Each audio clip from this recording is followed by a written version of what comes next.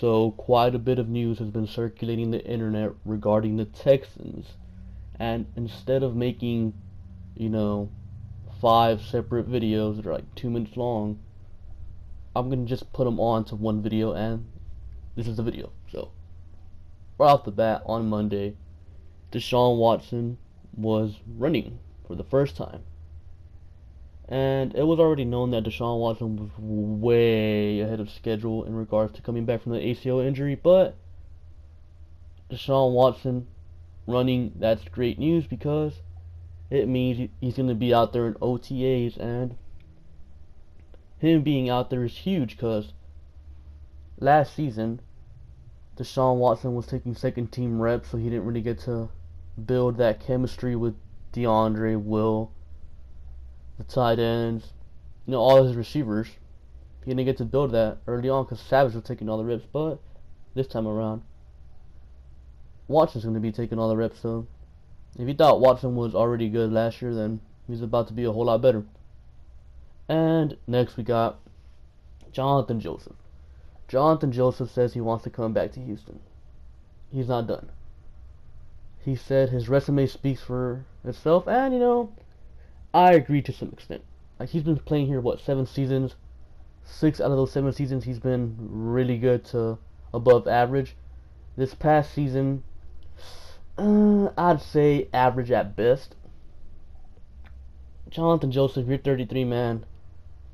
Sorry, but yeah, you're not coming back, or at least you shouldn't come back. If they do bring him back, then I'd be pretty mad, honestly, because I love Jonathan Joseph. I think Jonathan Joseph one day should be inducted into the Ring of Honor, because when Jonathan Joseph came here in 2011, he just turned the defense around. Like, if you guys recall, before Jonathan Joseph arrived here, our secondary was garbage. Jonathan Joseph kind of fixed that, and now it's back to being garbage again. Part of the reason, Jonathan Joseph. He's 33. Yes, he got Terrence Newman that's like 40, still playing good, but Jonathan Joseph is not Terrence Newman. Not every corner is Terrence Newman. Some corners start to decline faster than others. Some last for a good while. I just think Jonathan Joseph is done. And yeah, I know he wants to be here, but we just can't have you here, Joseph. I'm sorry. Next thing, Texans have 1 to 20 odds to win next year's Super Bowl. That's third most in the AFC. I think it's tied with the Jaguars for third most, and like 9th most in the NFL. So, the Texans are usually a team that gets no respect whatsoever, yet here they are. I think this might be the highest odds the Texans have ever had going into a season, besides the 2013 season. We know how that one ended. So that's good that people are finally starting to pay attention to this monster of a team the Texans have made. Last season, they weren't healthy. If they were healthy, they probably would have played New England in the playoffs, in the conference championship game. Let's be real. Anyways, next news. It came out, I want to say it was around Wednesday. Brian Cushing doesn't like Bill O'Brien, and Brian Cushing wants out of Houston. And then Brian Cushing tweeted out that it's not true. He respects Bill O'Brien, and he likes Bill O'Brien. But the guy that came out with the news is a guy from the national media. I don't even know who the hell he is. Not many people know who the hell he is. And apparently he's a good buddy of Brian Cushing's, and apparently Brian Cushing wants to go back home to New Jersey. So, I don't think Brian Cushing dislikes the Bill O'Brien or the Texans. I just feel like Brian Cushing's at that point in his career where he knows he's pretty much on the final days of his NFL playing career, and he wants to go back home. I mean, I just think it makes sense. He's like 30. He's spent 8 seasons here in Houston. He's been hurt a good while. Cushing's just about ready to hang him up anytime soon, so pretty sure he wants to go back home to New Jersey, and that makes sense. And you know, I think we should do right by Cushing if he does want that. Just cut him. I think if Cushing still wants to stay in Houston, I think we still cut him. Cause that $7.6 million we saved by cutting Cushing, it's way more valuable than Brian Cushing himself. So sorry, Cushing. At one point you were one of my favorite players, but you're old. You've regressed. Dylan, Cole, Sack, Cunningham, and McKinney are all better than you. There's no room for you on this team anymore.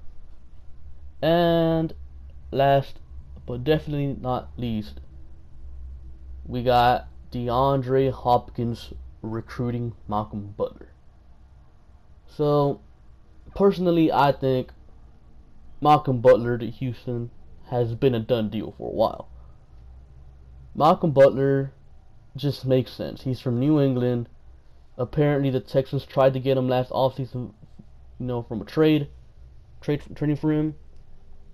And he's going to be a free agent this offseason. The Patriots benched them in the Super Bowl and they lost because of it. So, obviously, Malcolm Butler is going to be a free agent. I'd be surprised if Malcolm Butler did not make it into free agency. So, I already thought it was a done deal. But then you got DeAndre Hopkins over here on social media recruiting Malcolm Butler. Yes, heard that right.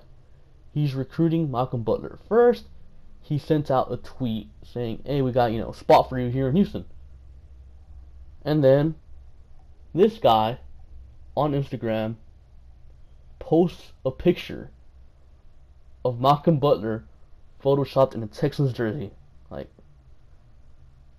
seriously, DeAndre Hopkins is doing some heavy recruiting. And I'm not mad at it at all. We need a secondary player, and Malcolm Butler to Houston just makes too much sense. It really does. The Texans have the cap space.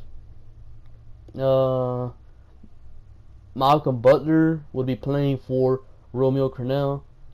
Romeo Crennel once played or coached in New England. So he's already familiar with what Romeo Crennel does pretty much. It just makes too much sense not to happen. DeAndre Hopkins recruiting Malcolm Butler in social media is kind of just like the little cherry on top. It's a done deal, I'd say. Malcolm Butler will be a Houston Texan. I can guarantee it. So that's all I really have for you guys today. Make sure to like, comment, and subscribe. Thank you for watching. I'll catch you guys later. Peace.